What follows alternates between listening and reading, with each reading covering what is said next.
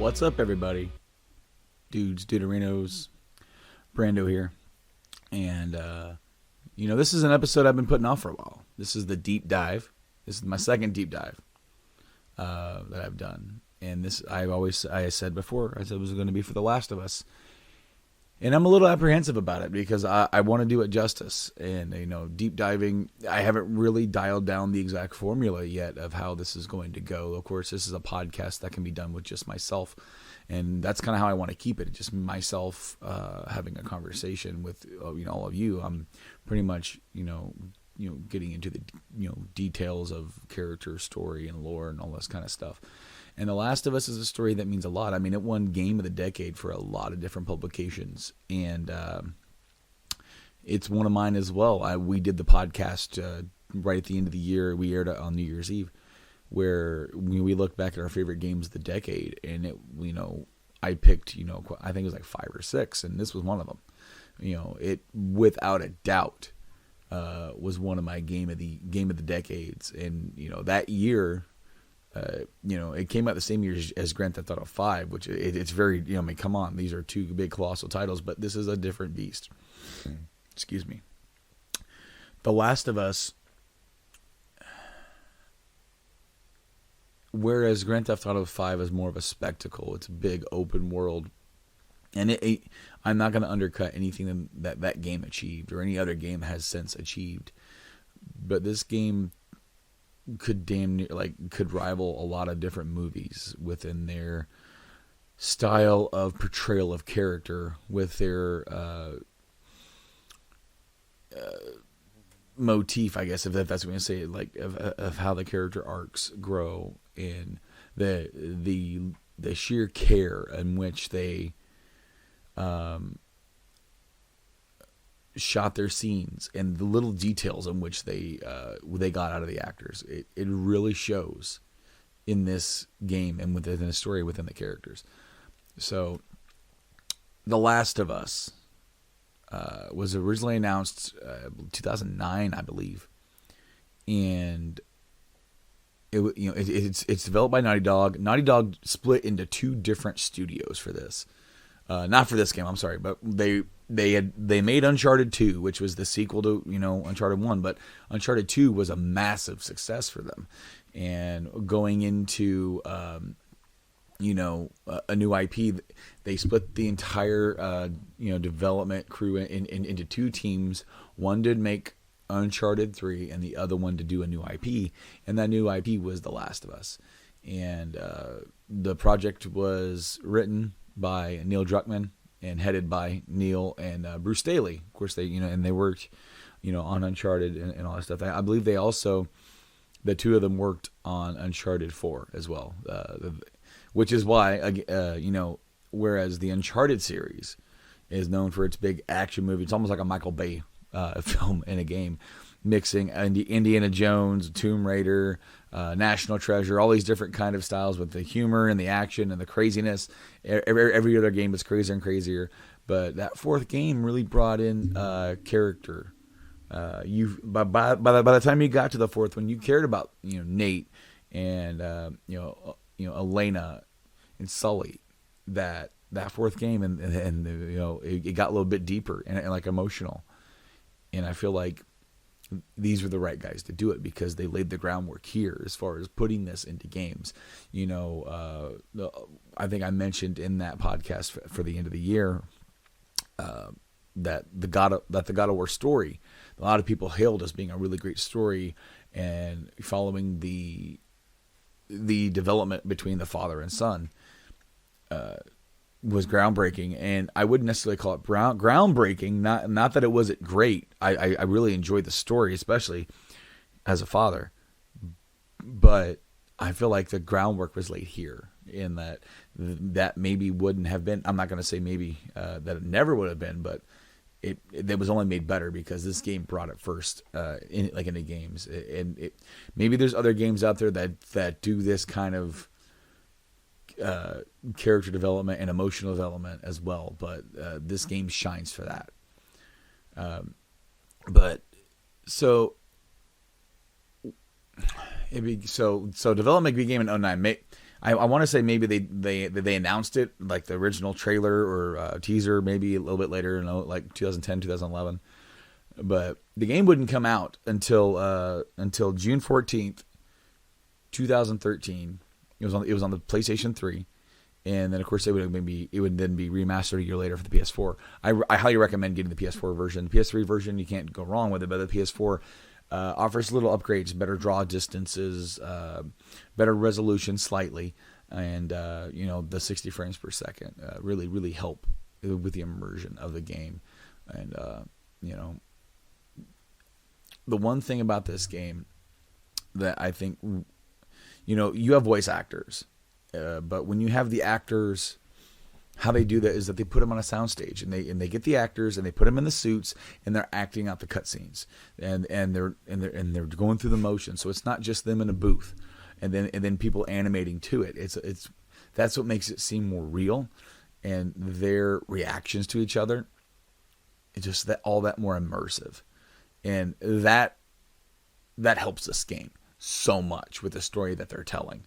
And I keep alluding to this story, and I haven't got into it yet, and I will, because I will be kind of going along through the big story arcs through the game. But this, as I said before, because of the soundstage, because of how they did it, this is damn near a movie. When it's almost like an interactive movie. You play through the gameplay parts, and then you see these cutscenes, and you're getting, in my opinion, that kind of quality out of it. And props go to Troy Baker and Ashley Johnson, who played Joel and Ellie, for bringing that out. Those two, since this, it's very important because the story really focuses on those two characters, Joel and Ellie, and their relationship and how it changes and grows. That these actors need to be in it. And then, of course, they need to also understand where they had come from before. But their interaction with each other on that soundstage really helped these two characters come together. And So what is The Last of Us? What is the overall premise? Well, a lot of people think it's just another zombie game, and it's a different take on the zombie apocalyptic type world, because what you have is they use something in real life, and it's like a fungus infection that is found in insects and spiders and ants and stuff like that, and it grows out of the brain. It's like a parasite, and it takes over, and they're called cordyceps, and it's now found its way into humans, and people are infected, and the fungus starts sprouting in the brain, and it turns them into these primal, crazy, zombie-like creatures, because it's a bit different. It's not just like the decaying, walking, like you've seen The Walking Dead or even Resident Evil. When you see like a newly infected human, he's nuts. He's crazy. He's running around. He's clawing. He's scratching. He's punching. He's trying to bite. He's doing all this stuff. And if you get bit, then you're infected. But within days, you lose your mind, and you just go nuts. And then the longer you're infected, they have a couple different forms of infection that I'll talk about in a little bit. But the outbreak started, and everything went to hell very fast. But I really like that they chose that, because it grounds it in something in a more real, because it is something that really exists in real world, that we can associate with that more, instead of being like a mystery, like a bioweapon made by Umbrella or anything like that, or or some mysterious infection that we're all infected with, like The Walking Dead. I think it really just grounds it. It's especially like, if you look it up, you can go Google it right now and then see videos, and it's crazy, but it's real.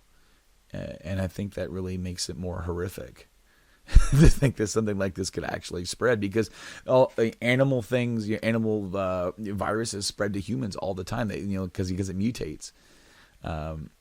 But the game really shows, like the prologue really shows the firsthand from the view of these characters, kind of the fall and panic, and it's like, the game is to show like normal people dealing with ordinary circumstances. This is Naughty Dog. They made Uncharted, but there's no action heroes here. There's no crazy swinging from everything. Like these are normal people trying to survive against the infected and other people. The prologue introduces Joel, and it's set in 2013, so the year that the game came out. And Joel's just a normal working guy. He's a single dad. He's probably around the late 20s, early 30s at most. I'm gonna say probably 28, 29. That's where I'm gonna place him. Interestingly enough, kind of close to my age when I played the game for the first time. I was 27, right about. So close. But also, just a few years after this, I would have my first kid, and replaying this game as a father changes it a little bit. You start associating more with Joel and understanding what he has gone through. As I said, he's a single dad. He's got a daughter. She's like a preteen, but I don't really think they go into detail about what happened to her mom.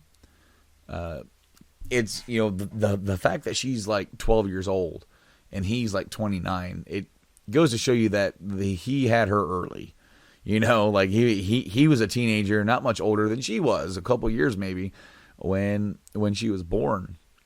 And I don't know if they ever mentioned that, if he ever got married to her or if they stayed together, but it's just Joel and Sarah, and he is he's just a regular working man. He's stressed out about work and everything. That's the first cutscene. He's coming home, it's late, and he's talking to Tommy, who's his brother, as we find out, and he's just talking about how he can't lose this job, how he can't lose this.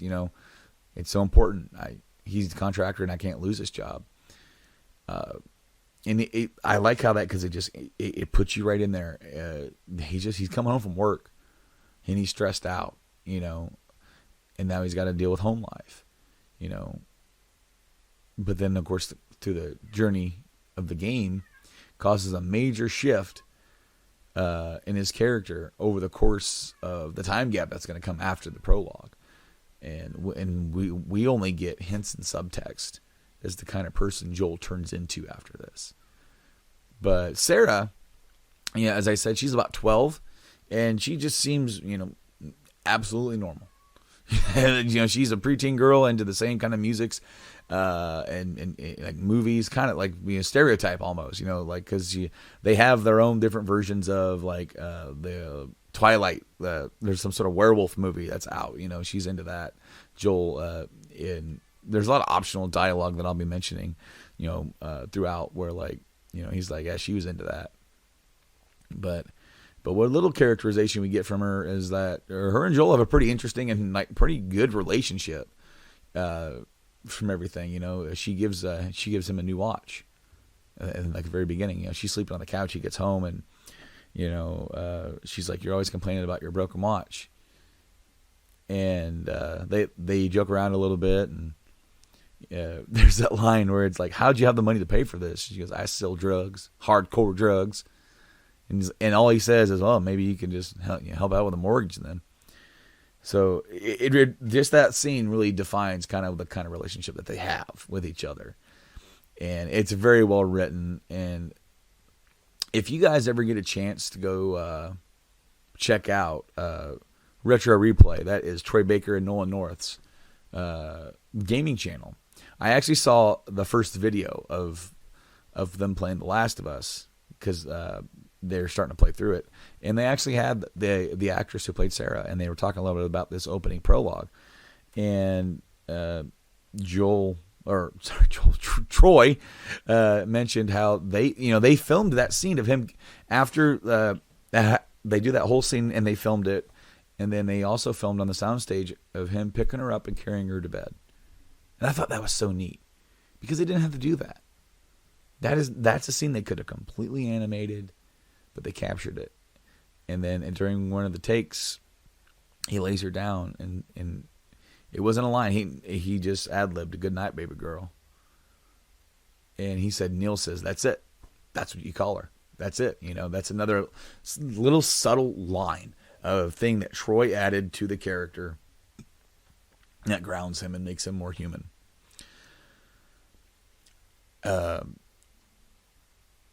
Oh man. So like that is very important because it comes into play later, as I'll talk about.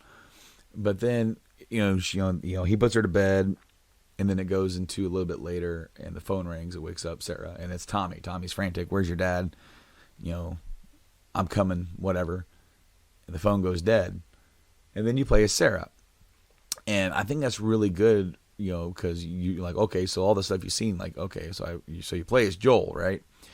But it puts you in the action as someone pretty helpless to the situation. And it gives you a sense of vulnerability, as well as, caring for the character's well-being. Like, you now care about Sarah because you're playing as her. It's like, well, we got to get through this. And that'll come to play for the end of the prologue. But, she goes looking for her dad, and there's a TV on in his room. There's an explosion. So she's getting more frantic and trying to find him. And then she goes downstairs, finds a cell phone, bunch of missed calls and texts from Tommy. And Joel runs in from the outside, telling her to stay back. Something's wrong with the Coopers, the neighbors. They're not hanging out anymore with Mr. Cooper. But so Mr. Cooper bangs on the little patio door or whatever, the sliding glass door. Breaks through the glass.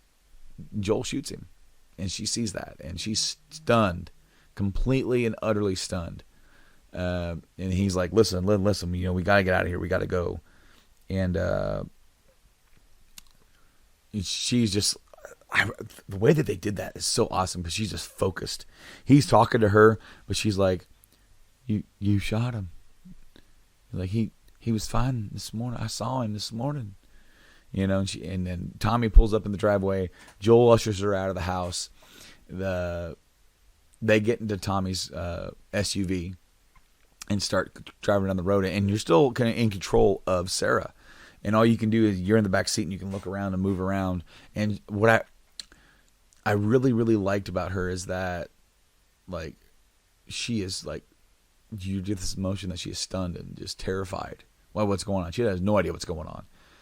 And she just saw her father kill somebody, and she's very quiet and subdued. And like, there's banter between Joel and Tommy, which is perfect. The way that they did it, they're like almost like finishing each other's sentences. They really got that like really clicked in because it gives you a sense that these two are pretty close, and that they spend a lot of time with each other. And I think that really, really shows.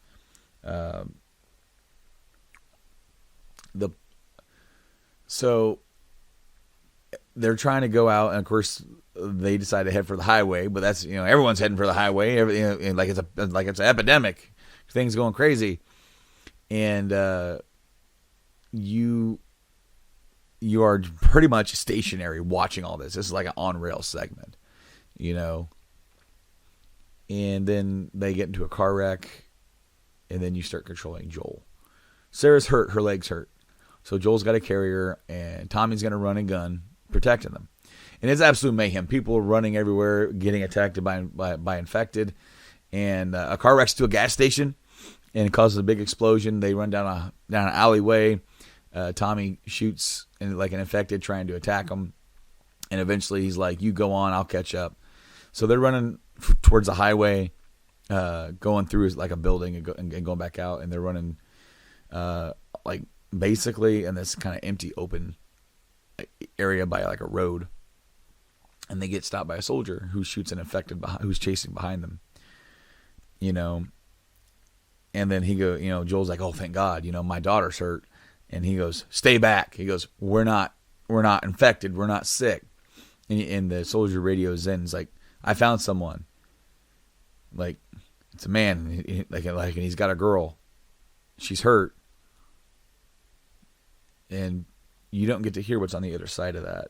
But his tone, it gives you the sense that he's ordered to kill them. And he raises his gun and he opens fire. Joel turns trying to, protect Sarah. And they fall to the ground. And the soldier runs up. Joel's on the ground. He's going to execute Joel. And out of the blue, Tommy comes in with the pistol, right? Joel wasn't hit, but Sarah was. Yeah. That's how the game starts, is Joel holding his daughter in his arms as she dies.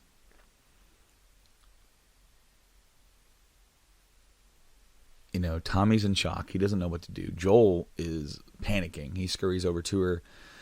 She's bleeding out. He grabs her, putting pressure on it. He tries to calm her down, and she dies. It's an absolute nightmare for a parent. As I said, the whole thing kind of changed my view after I played it. After I became a parent, and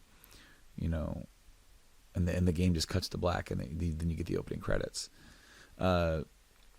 So Troy told a story in that episode that I saw. He told a great story about how they shot that scene, and he said he was going to just kill it, man. He's going to go in there, he's going to nail this take. He's practicing, he's running through his head, and they do the take, and he's like, got it, yes. He goes, all right, let's do it again, and he wasn't ready for that. They did it 5 more times, and he was like dehydrated for how much he was forcing himself to cry, going through all that motion. And then a few weeks later, Neil said they had to go back and reshoot a scene. They were bringing Sarah's actress back. He goes, no, not that one. He goes, yes, that one. And what he explained, what Neil explained to him was, he's like, it's like we got him. It was like we got him to a certain point. He's like, but like he wanted to, in that short 30-second bit, capture the panic. I can fix this, I don't know what to do, but I can fix this. Hold on, calm down. We can do this. And then she's slipping away, and it's like, I can't fix this. So then you're just like, panic sets in, and then she's gone, and then he's broken. And there's that much detail put into that. And I'm probably botched that entire story, to be honest with you. But it's kind of like that. I wanted to share that bit because I wanted to tell you how much effort they put into each scene about getting the right emotion out of the characters. And man, my hat was all skewed and everything, but that's what sets this game up, and that's why this game is so deep and so emotional, is because they got that out of the actors. After the opening credits, it's 20 years later. The world's a shattered mess.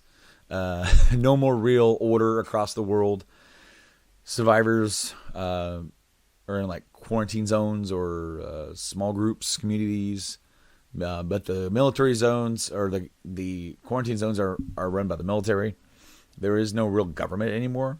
The military is pretty much taken over, and they're very strict about execution. It's pretty much instant, or infection. It's instant execution. Wow, I'm botching all my words. But there's also another group out there called the Fireflies, and they want to restore government and order and all this stuff.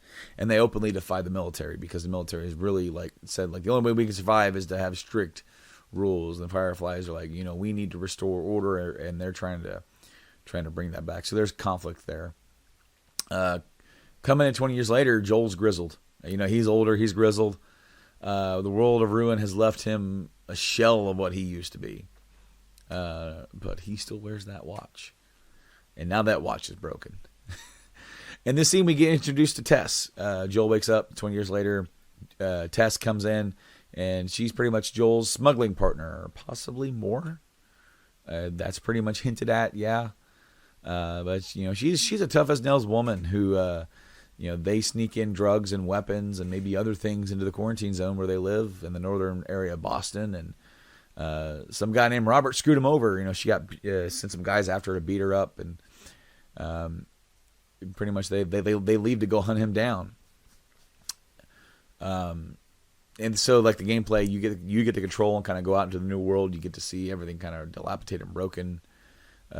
You leave the quarantine zone, and this is where like you get to see kind of with some of the stuff that they showed off during the trailer. But you see like this cities and towns kind of overgrown and almost kind of and the only thing close to this in the movies, like Walking Dead has this now.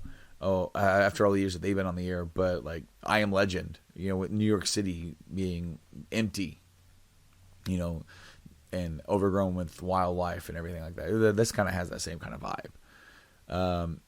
But eventually they fight their way through and they find Robert, and Robert's like, I sold my weapons to the Fireflies, and Tess kills him. Yeah, there's more to it than that, but that's pretty much it. So the Fireflies basically are, as I said earlier, they are a militia group, a group of people that are against the military and military oppression, and hoping of restoring the U.S. government. And they're also, spoiler alert, looking for a cure to the cordyceps infection. So it's like, should you, like, I can see why people would join up, because it's like, this is where military is like, this is our life now, blah, blah, blah. Live here. If you want to live in these zones, you live by these rules. I mean, and you are protected. They run a tight ship, but I mean, you are protected. But the Fireflies, I can see them really setting up a sense of hope, and why people would be a part of that. And right after the whole scene with Robert, Marlene shows up. Marlene is the leader of the Fireflies, and she has the weapons, and they're like, give us the weapons, and she goes, I can't. And so there's conflict there, but she's like, if you do something for me, you can have the weapons and more. But you need to smuggle something for me. So apparently they know each other. They're aware of each other in these dealings, or if not, like, they probably had maybe some run-ins in the past. And but Marlene wants them to smuggle. It's a girl, Ellie. The other big character of the game. And she is a preteen girl, full of spunk, if that's the right way to say it. I mean, she pretty much thinks she can take care of herself, or at least tries to.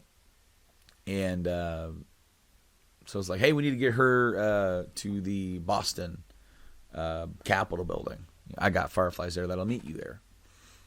And Joel's like, nope, I ain't doing this.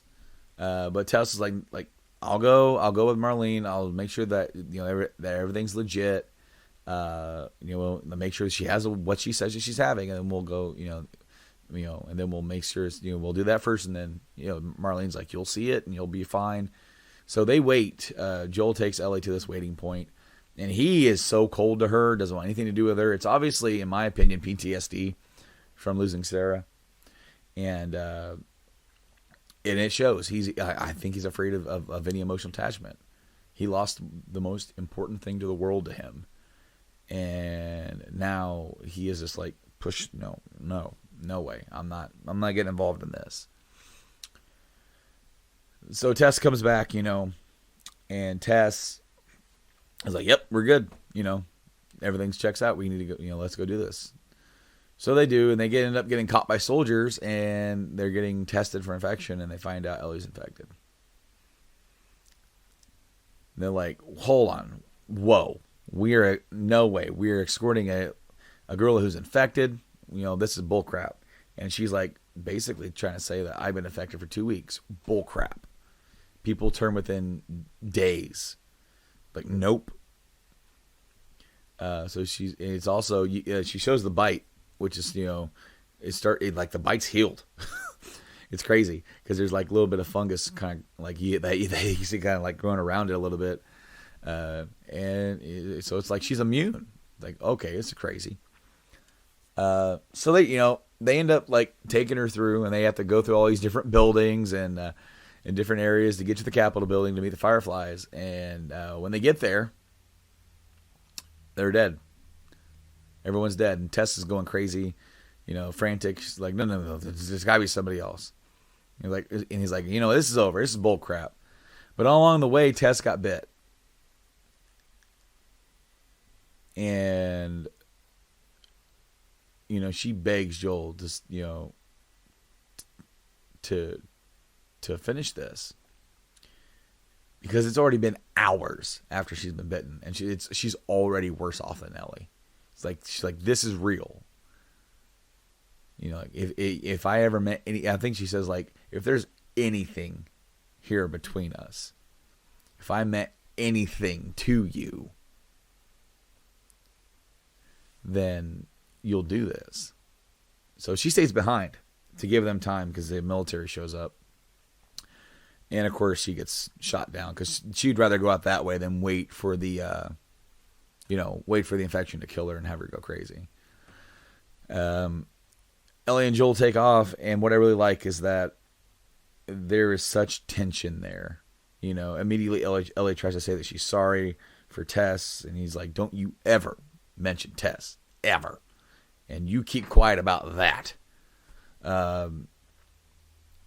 Because either they're going to think you're crazy or try to kill you, maybe both. But yeah, she is infected. And of course, she's not getting worse. Now, I mentioned earlier about infected, and they call them different names. Like the original infected, the crazy ones, they're called runners. And the longer that you're infected, the worse that it gets. And they actually mutate and kind of change a bit. So the next stage up are clickers, where the infection is actually started to sprout out of the brain, and they no longer have eyes. So they use like echolocation. And so you kind of have to be, the gameplay sense of it is not just running and gunning. You got to be stealthy. And if they grab you, unless you have a shiv, which I want to talk about the crafting mechanics too. But if you have one of those, you can kind of save yourself. But if they grab you, you're dead. And then there's another one called bloaters, which are like big tanks that throw spore bombs at you. And if they grab you, they just rip your head off, So there's nothing to do with that. But no, like the crafting system they have set up where you can make your own makeshift weapons and med kits, Molotov cocktails, and eventually nail bombs. That Bill shows you how to make those. And then you can do upgrades to your weapons. And you do that by finding parts and, tape and parts of scissors and all that kind of stuff. You just find that around the game and you can make stuff. It's a pretty cool, different idea. And give you a sense of to go and explore your surroundings and go see everything. Because you also find these little notes all around that really fill out the world. And, after they leave Boston, they go to the outskirts of the city to meet up with somebody that Joel and Tess had done business with before. His name is Bill. He's like he owes me a few favors, and he needs a truck because if they're gonna travel across the country, they don't know exactly where they're gonna go, but I do believe that Tommy used to be a Firefly at one point, so he's gonna go track down his brother Tommy. The Bill section, Bill's a paranoid, crazy dude. I really don't have much else to say about him. His whole town, Bill's town, is all set up with traps and booby traps where you can kind of control the infected and other people trying to get in. And of course, you set off all his traps. You really mess up his world. And he's like, "You help me go get an engine, I can help you get the truck." Well, he had a buddy that was living there with him, and his buddy took off and ended up getting infected, and he killed himself. It's this whole little side thing. The interaction between Ellie and Bill is really hilarious because Bill is just so annoyed by her, and Joel's just like trying to do everything to like keep Bill calm. Yeah, Uh, Bill's a paranoid drug addict, essentially. That's how they knew Bill. Bill was some of their one of their hookups for getting like pills and everything into the quarantine zone.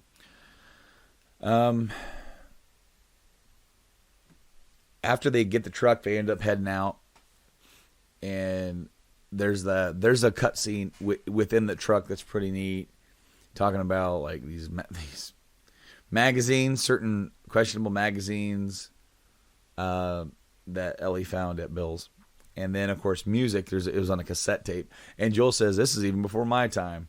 Of course, now, I mean, the timeline's like, it's been 20 years later, so it's like 2033, 2034, something like that. So, yeah, they're driving along, and they come across a roadblock that's forcing them to go into Pittsburgh. And it's funny because Joel is kind of like, yeah, this isn't good. And they end up getting jumped. And people attack them. And so these people control the central town of Pittsburgh. And they pretty much trap, jump, kill, and steal from people they call tourists, people coming through. And they take their clothes, the shoes, the motorcycles, all the items, the weapons they have on them. And it's really good to note that Joel caught on to what was going on very fast. And the dude, because they got funneled into a certain area, and this guy's like, help me, help. And Ellie's like, oh my God, we got to help him.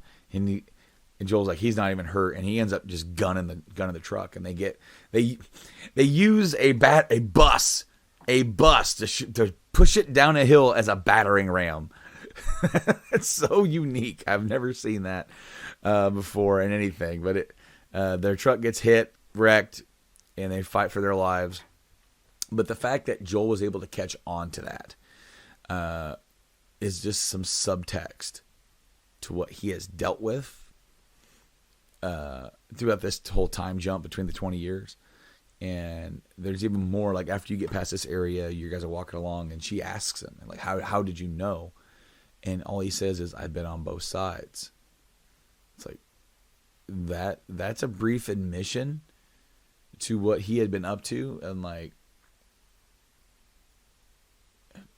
he went to a dark place.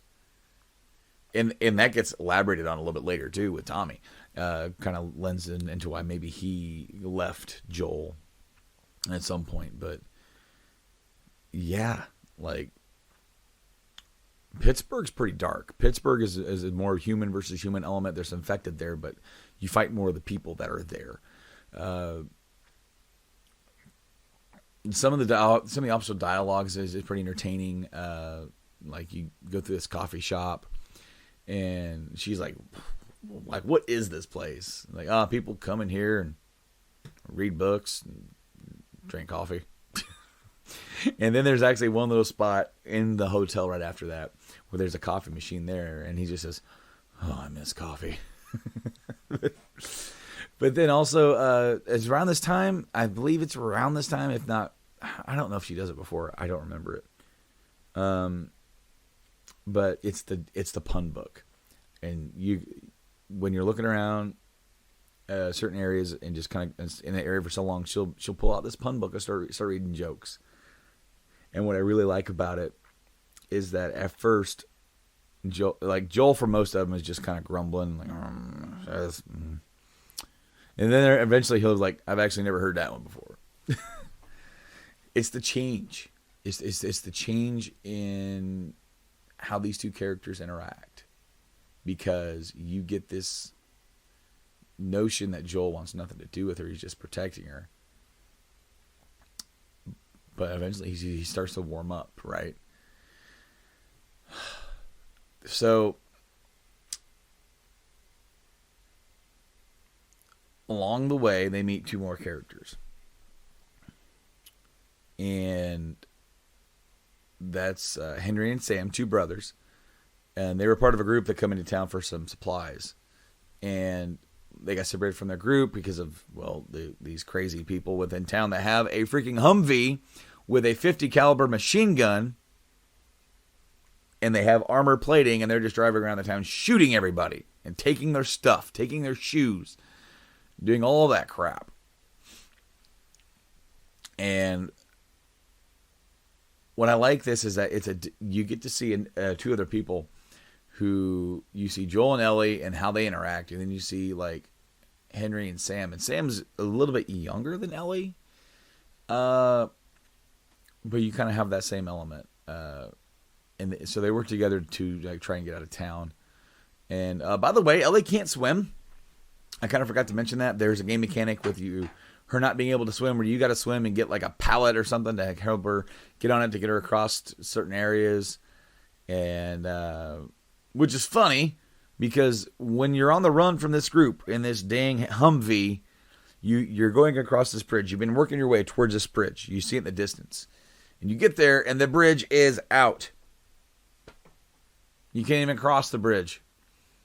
And so, in order to avoid death, she jumps off. Joel jumps after her, and they're washed away in the stream of the river. It's going a lot faster than what it seems.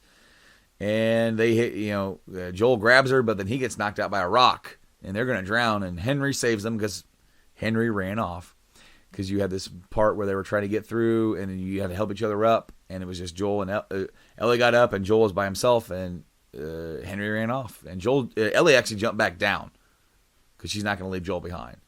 And there's a lot of that says a lot right there. She's like, no way, I'm not leaving without you.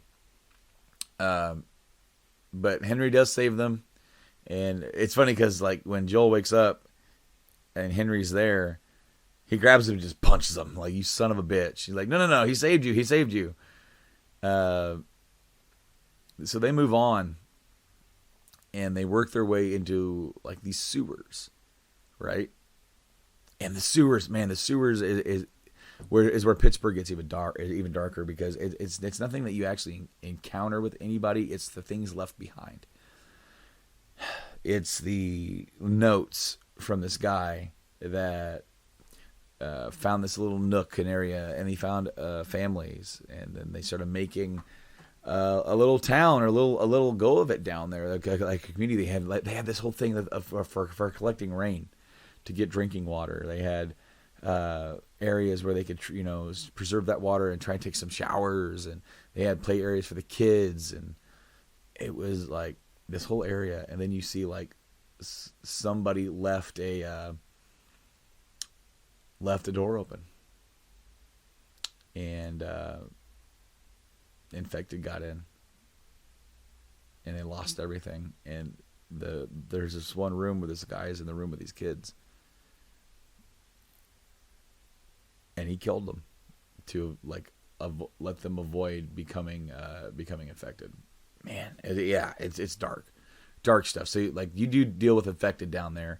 You get out of there, and you're into the suburbs, like outside of Pittsburgh. And that's another big area for more side dialogue. Like they find this old ice cream truck, and Sam and Ellie have no idea what it is because they've never really grew up, because they've grown up in the like within the apocalypse, within these military controlled zones and everything, and they have no idea what like a truck ran around serving ice cream, playing creepy music. They're like, whoa, wait, get out of here. So, and also Henry has a little conversation about like he remembers, like he was pretty young. He was like 5 when the infection went out, but he doesn't remember much. But he remembers barbecues. He remembers the smell of barbecues and family, mom and dad having parties and people coming over and eating food, and it's all these different conversations that lend more realism to the world. And they're nothing conversations. They're just like, they don't really pass a story along, but they just make it more real, grounded. So the fight with the city dwellers, the Pittsburgh hunters, or whatever you want to call them, they finally catch up to him, and they have that damn Humvee. So like you're fighting them off, and then infected end up running in clickers. And Joel is actually on like the sniper rifle and is helping everybody. And and they end up making it to this radio tower, which was their fallback point, right? I'm sorry, hit the mic. It was their fallback point, or Sam and Henry's fallback point with their group. No one else is there. No one else made it. And I mean, they're there and they're eating some food. It's funny because they're actually kind of they can relax and they can laugh a little bit. And they're talking, they were talking about things that they had before. And Joel's like, I remember riding motorcycles. I miss riding. And Ellie and Sam have a cool little conversation too. And Sam is like, do you believe in God or believe in heaven? And Ellie's like, I go back and forth. I don't know, maybe not. And then it's pretty deep. And then she leaves him in there to kind of rest in that room off by himself. And he's infected, guys. He got bit by a clicker there at the end. And he turns by the morning. They get up, and she goes in to wake him up. He attacks her. And Joel's gonna go stop him, but then Henry, who had the gun on Sam, now points it at Joel's like, "Don't touch him." Is like, we need to do something. He's infected. Hello, but it's his brother, dude. And he shoots his brother.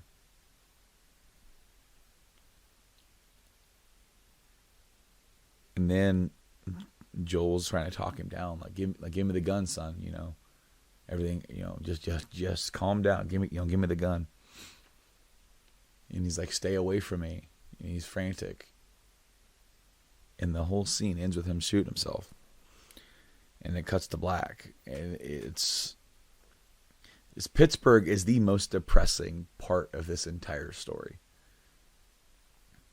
Because that's something deep that happened that's something that both Joel and Ellie had an encounter with that they kind of carry with them, going forward. The game kind of flashes forward after that, going on to the next season. It starts with summer and then fall. So we're in fall now, and they're in Wyoming, and they end up being outside Tommy's place, even though they didn't really know it was Tommy's place. They were looking for Tommy, and they happened to stumble across him. And Tommy greets Joel warmly. Hadn't seen him in years. Tommy's married, and she tends to Ellie while Joel and Tommy have a nice long talk. And the thing is that there's a segment when you're going here where Ellie helps. Like, you have to help her get across this thing, and then she has to turn something. It's like you're both working together to get across this dam. And when you're walking across, it's completely freaking optional. But she holds her hand up for a high five, and you can high five her. And I told you that because Joel was trying to pawn Ellie off on Tommy. He doesn't want to continue this anymore. Tommy's like, you used to be Firefly, you know where they're at. He's like, Tommy's like, I'm not taking care of your crap. And Joel's like, all the stuff I did for you, really? Tommy's like, that brings nothing but nightmares to me. He's like, I kept us alive. He goes, it wasn't worth it. That gives more insight to the terrible things that Joel did to survive and to the kind of person that he became after the world fell apart and after he lost Sarah. This story really resonates. It shows you the different paths that people take, losing their humanity in all these different kinds of ways. Some people stay good, and in all honesty, the people who probably try to stay good are the people who get killed. I've often said that in this game, I've often said to other people, in this game you play as the villain, or like a villain, a character. But now that I kind of see it in a little bit of a different light, because now I see it that everyone is the villain to someone else's story in this world. The theme of the game is that life goes on and people find a way. For a lot of people, that becomes stealing and killing and other horrific things. In this game, Joel is the villain to every group of humans that he combats in this game. He is the villain to their story. whether or not they are, altogether good or anything. It's like there's not too many people in here that are. What I like is that is the shining example of what Tommy's building. It's almost a hope. It's like what I said about the Fireflies in a way. Tommy has built a community around this dam, and they have electricity, and it's refreshing. It's a refreshing sign of people coming together instead of being pulled apart by the broken world, and to show that there's hope. There's hope that we can live, that we can survive, that we can do something together, in this world that's like completely broken. But of course they're attacked because why not? Nothing ever goes good. They're attacked and they have to defend the dam. And afterwards, after Joel helps out with the attack and everything, he agrees to take Ellie. But hold on, before they go and talk and have the big kind of like argument, he offers Joel a picture. He went back to Texas. He went back home. He was going through stuff. He said most of the stuff was gone. But he found this picture, and it's a picture of Joel and Sarah after a soccer game. It's a picture that I want to say is like up on like Sarah's, like it's either in a picture frame or tacked to the wall, but it was still there, and Joel refuses it, But when they're talking about like Tommy agreeing to take Ellie heard and she ran off, and they track her down. You have to fight some guys getting to her and all that kind of stuff, but you track her down, and there's a big moment for the characters as Joel and Ellie talk, because Ellie's reading this diary and she like, this is so silly, all the stuff that they had to worry about. Is this really all it was? And of course, she has all the examples she's had of life and things she has to worry about. It's a lot worse, right? But it's a big moment because like Tommy's wife told Ellie all about what happened to Sarah. And here's Joel is like wanting to go away. It's like she's like, everybody who's ever been important to me is gone and left me, died. Everybody except for you. And now you're wanting to leave too. And she definitely feels abandoned. And then they get attacked again at the house, and they fight their way out, and they're on their way back, and that's when Joel agrees. He's like, okay, I'm gonna take her off. I'll take her the rest of the way. To this base at the University of Eastern Colorado. And what's funny is that like when Tommy has agreed to take Ellie, Tommy's wife is not happy with this at all. Like putting her, he's putting himself in danger for Joel essentially. She's like, if anything happens to him, I'm coming for you. And that's kind of mentioned again here, where Tommy's like, hey, whoa, wait a minute, you're taking her, like, you sure about this? And all he says is, your wife kind of scares me. I don't need her coming after me. Like, well, at least let's go back and let's talk about it at least. That it just goes to show you that all the stuff that they were through, some of it was bad stuff. They were brothers. They were brothers before all this. And Tommy cares about Joel. And Joel cares about Tommy. He does. But to Joel, he'll be his little brother. So Joel's kind of the boss. So yeah, they go and they head off to the universities, and that's the next chapter of the game.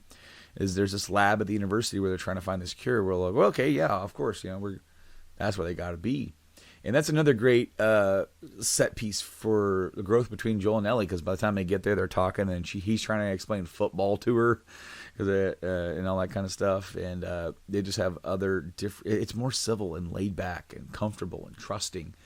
They totally have let their guard down with each other. Not completely. Because there's, but Ellie knows what happened to Sarah. And so they have that kind of understanding, and he's being more open. There's notes in the university from students to get you the backstory of kind of like from this point of view of like the fall of society. Of what was going on. Ellie asks about college. She goes, what did people do here? It's like, so you went to school and then you went to school again? It's like, well, and then Joel kind of try to explain it, and like try to figure out what they wanted to be, party, try to find their way in life. And she asked him what he wanted to be, and he said a singer. She's like, no way, like sing for me. Like, no, not gonna happen. They finally get to the lab. and it's abandoned. It's gone. Like nobody's there. They find a recorder, and they fall back to their base, to the main Firefly base at a hospital in Salt Lake City. And some more hunter dudes showed up, like not from Pittsburgh, not those guys. It's a different group, but they end up fighting Joel and Ellie, and are struggling against him.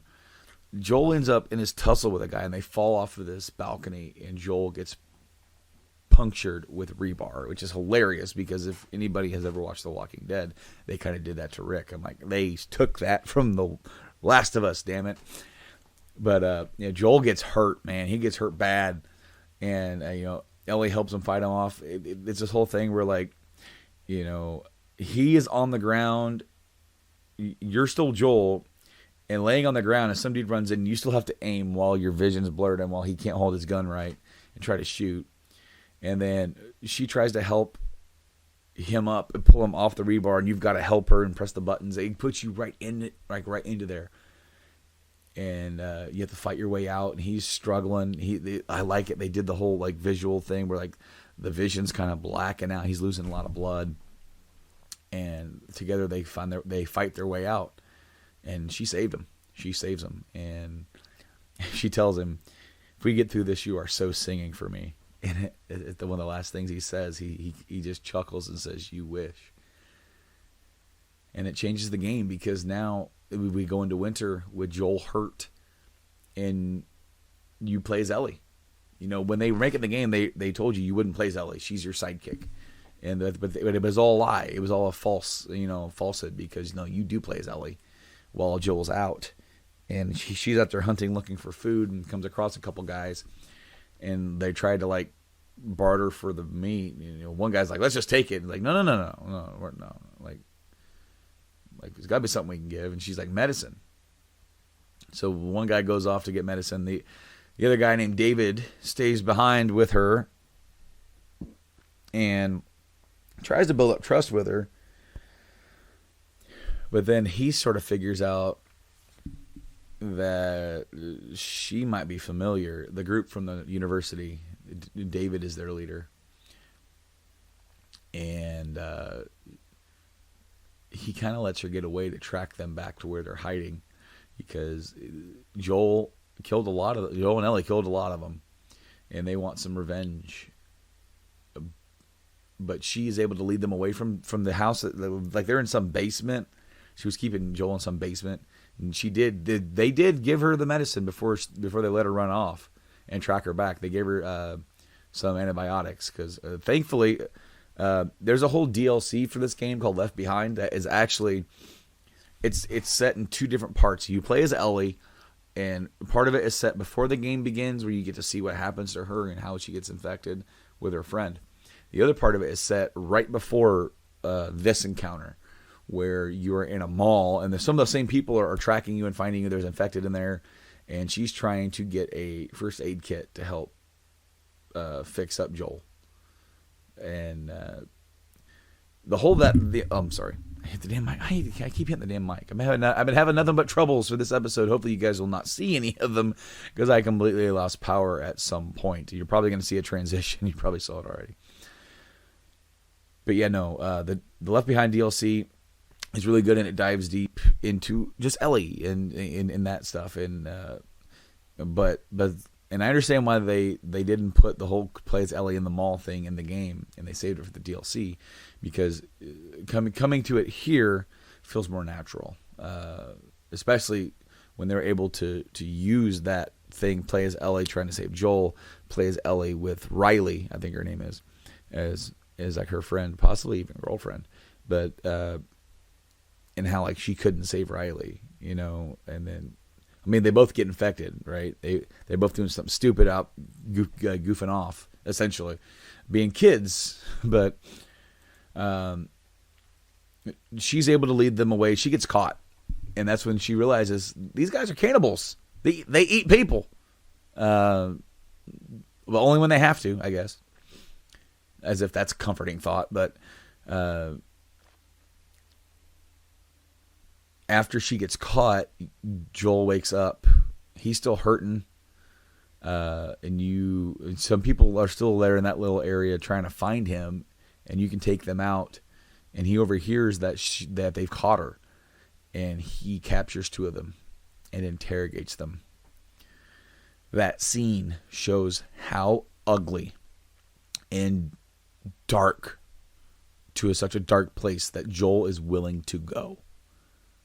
Holy crap. It is now so important to him that he saves her, that he stabbed a dude in the kneecap and then made him mark with his mouth with a marker. This dude's tied up to a chair, right? And he said, if your friend doesn't point at this at the same spot, like, I'm going to kill you. And then as he walks by, he grabs the dude and kills him anyway. And he walks over to the other dude who's chained to, like, a handcuffed or tied to a radiator. And the dude goes, yeah, you're crazy, man. He told you where they were. I'm not telling you nothing, man. Like, you said, basically, like, man, you're full of crap. Like, and Joel's just like, I believe him. And then he killed that dude. It shows you how far he went and how dark he got during those years, because it's coming back out now. When he's trying to protect what he wants, he went dark. And then Ellie's able to get out. I don't know if Ellie broke David's finger, but of course, they're going to chop her up, and she's like, I'm infected, and all this stuff. And then she gets away. They chase her. It's in a snowstorm. They end up in this restaurant. David's hunting her. This whole gameplay thing where you're trying to be stealthy. You're not walking on the plates. So a bunch of plates. He can hear you. It's a boss fight kind of ask. You're trying to cat and mouse. But then you guys have this fight. And is he trying to rape her? I don't know. It's creepy as hell. Because it seems like he wants her there. And Nolan North plays David.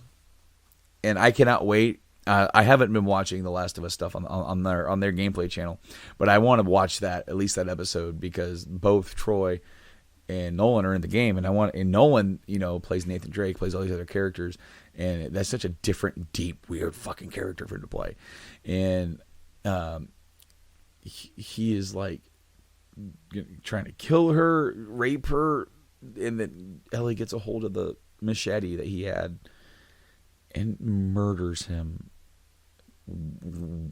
Rallies on him with that thing and just keeps whacking and whacking and whacking, and she's going nuts, and Joel comes in behind her to grab her to get her off of him, and she's going nuts, like, get off of me, get off of me. He's like, it's me, and then she realizes it, and she just breaks down emotionally, and then he's like, it's okay, it's over, it's okay, and he calls her, it's all right, baby girl. He calls her baby girl. I told you it's going to come back around. Calls her baby girl. She's pretty much kind of become his daughter at that point. That's what he sees her at. Like, this whole journey, keeping her alive, that how much they've grown together, how much they went through. After that scene, it goes to spring. And we're in Salt Lake City. They're near the end of their journey, and coming into town, Joel's talking. He's talking the whole time, trying to talk to her, and she's just distant. And I remember she says that she had a nightmare that she was on a plane, and the plane was going to crash. No one could fly the plane. She was like, I never even been on a plane. But the whole thing with her being distant and Joel talking more, it's like a role reversal. It's kind of like how the game ends, how it begins in theme, kind of like where in the early on, Joel is the one who's being quiet and distant, and she's trying to talk more, trying to break the ice, just telling jokes and, with the joke book, and trying to and then they're coming into town, Joel's like, when this is all over, I'm going to teach you how to swim, and then also teach her how to play guitar, It's such a different level of character for him, because he's completely opened up to her now, and they're kind of moving on. She's quiet, and then she sees something and she runs off. And you're like, oh, what's going on? And it's a giraffe. It's just a herd of giraffe, because there was a zoo, right? And they got out. Life goes on, these animals, it was so intimate, and you see all this nature overgrown in the city and everything. They get to this refugee camp on the way there. One of the last things that they, he's talking. What I like about it is like just the tone and the way he's talking to her has completely changed. And before you move on, she's like, "I got something for you," and it's the picture of Joel and Sarah.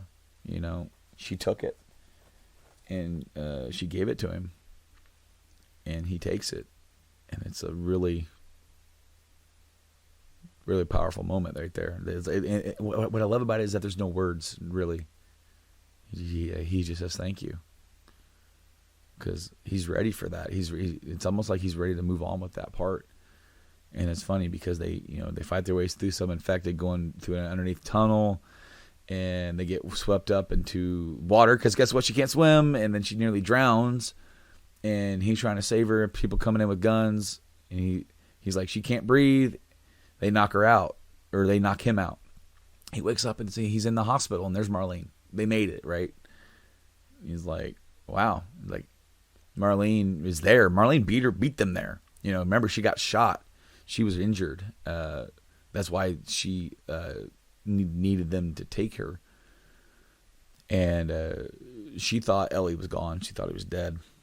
And she recovered from the gunshot wound faster than expected and was able to make it out here. And she lost a lot of people on the way. And he's like, where's Ellie? She's like, she's not your problem anymore. She's all right. She's being prepped for surgery. And it's like, I can't believe you made it out here all the way. He's like, I still want to see her. Like, no, we can't. I'm sorry. And like, you got to leave. It's done. You did your job. And it's pretty much, to get a cure, they have to cut out a portion of Ellie's brain where the fungus grows. And it's going to kill her.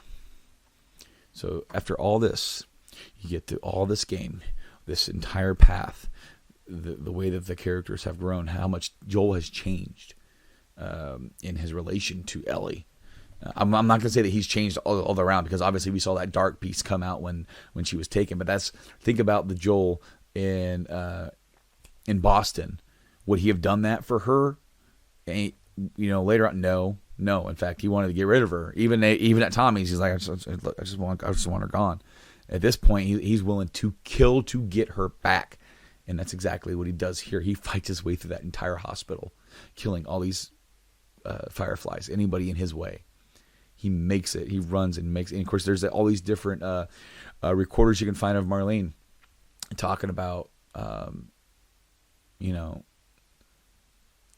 how hard it was to make it out there. She made a promise to Ellie's mom to keep her safe. She knew Ellie's mom.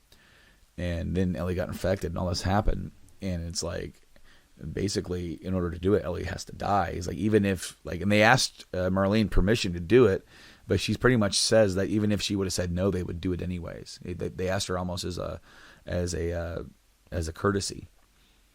But Joel fights his way all the way there, kills the doctor, picks up Ellie. She's knocked out. She's been put to sleep on the table, getting ready for surgery. Carries her out of the hospital, goes down the elevator. There's Marlene there to stop them, begs Joel to reconsider. This is what she would want. And Joel shoots her. Shoots Marlene. Puts Ellie in this car and goes over to Marlene, and she's begging, please spare me. You don't have to do this. And Joel says, you'll just come after her, and kills her.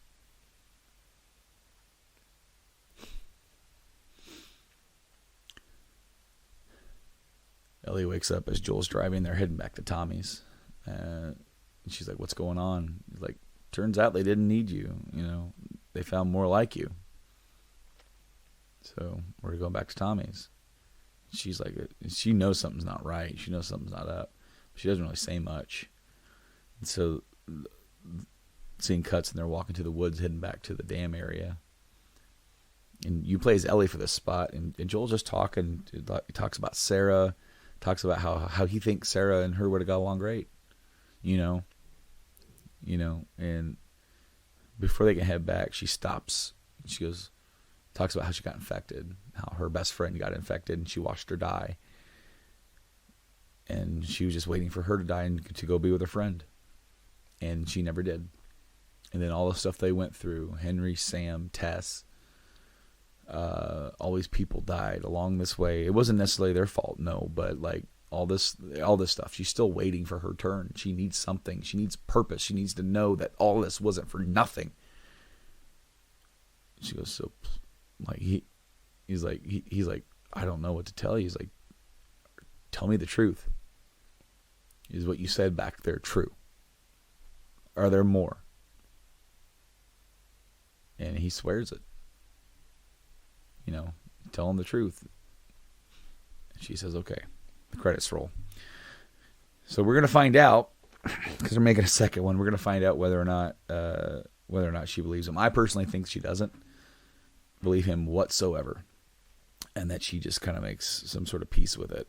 Because it's pretty much hinted at, even in the trailers of what we've seen so far in the next game, that maybe they're not in the right pocket of like closeness. I think maybe she's kind of pushed him away a bit. But they even did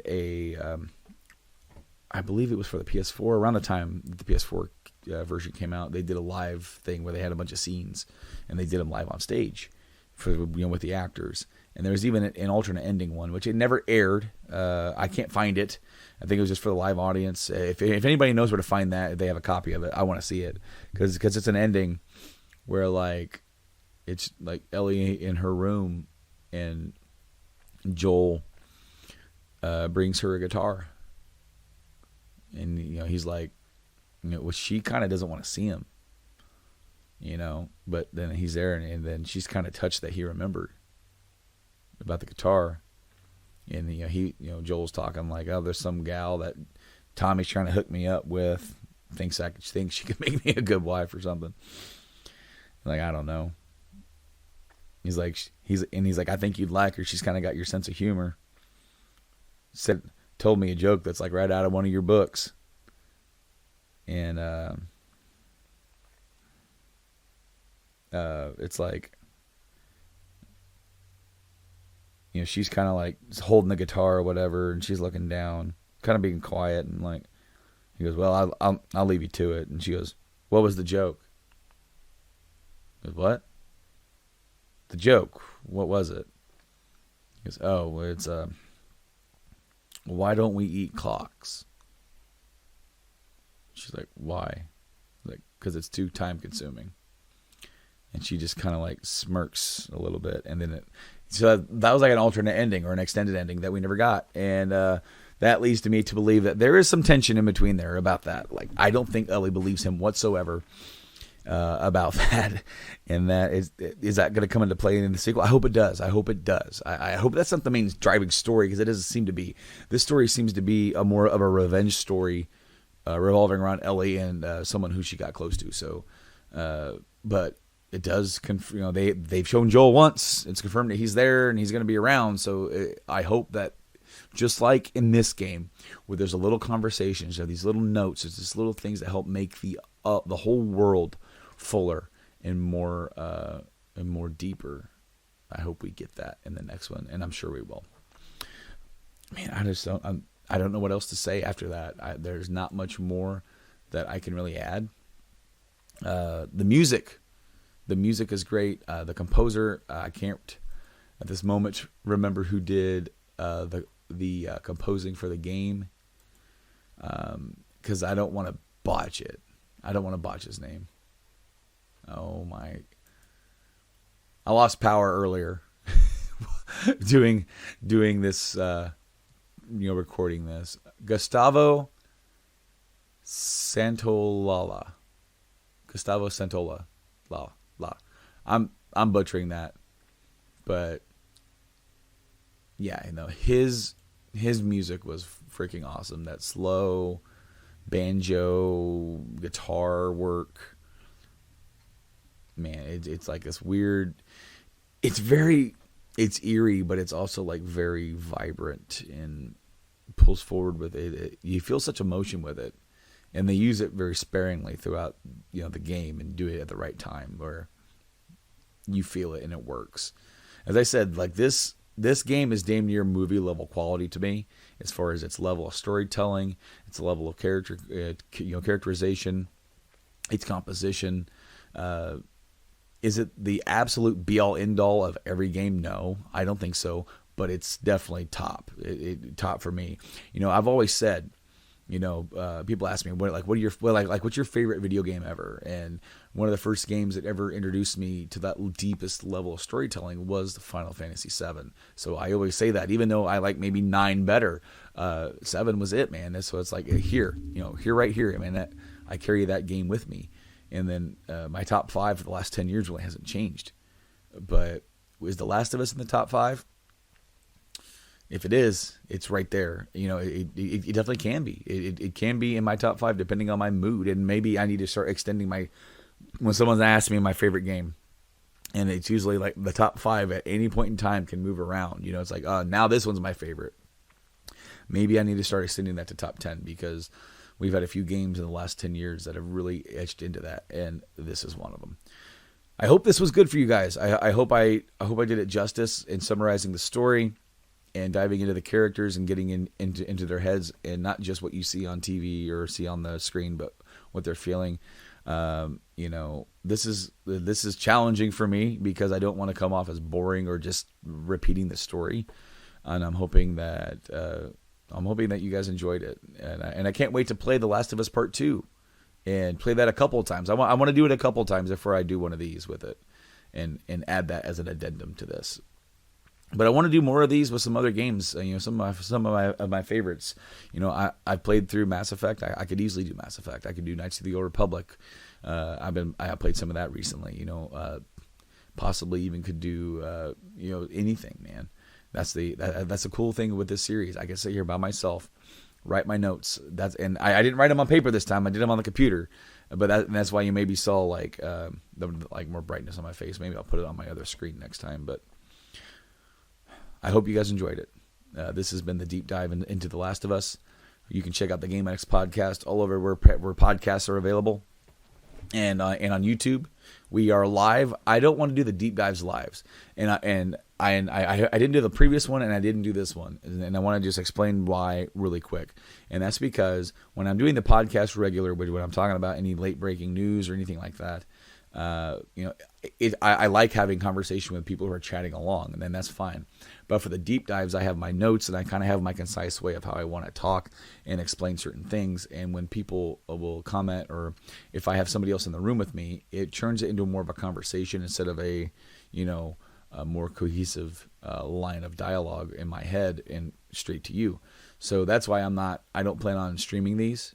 Because I definitely will get distracted by the chat. And also for this episode, as I scratch my head, oh my gosh! In this episode, I lost power. Just like the last episode, the computer wasn't plugged in. This time, the whole power in the house went out. So hopefully, I can edit that right there, and you won't ever see me sitting in here in the dark, wondering what the heck happened to my lights. So. Guys, you can check us out anywhere on the internet's podcast services. Apple Podcasts are still down for me right now, having some issues with the host. So until that point, I still have the bug up there, but until that point, you check us out on Podbean, Spotify, Stitcher Radio, YouTube. Check us out on YouTube. Search Game Addicts Podcast. Gameplay and podcast stuff is there as well. So, guys, until next time, I've been Brando. Thank you guys so much for checking out this episode. It means a lot. And until next time. Game on.